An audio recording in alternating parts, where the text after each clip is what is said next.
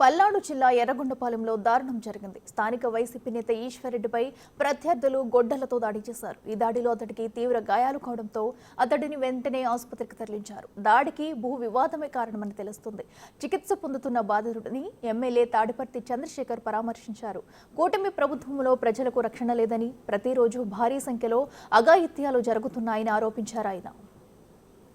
ఒక చిన్న పొలం తగాదా దగ్గర గొడ్డలు తీసుకొచ్చి కత్తులు తీసుకొచ్చి ఒక వ్యక్తిని నరికి ఆ వ్యక్తి ఇవాళ శ్వాస తీసుకోవడానికి కూడా ఇబ్బంది పడుతూ చావు బతుకుల మధ్య కొట్టుమిట్టాడేటటువంటి పరిస్థితిలో ఉన్నాడు.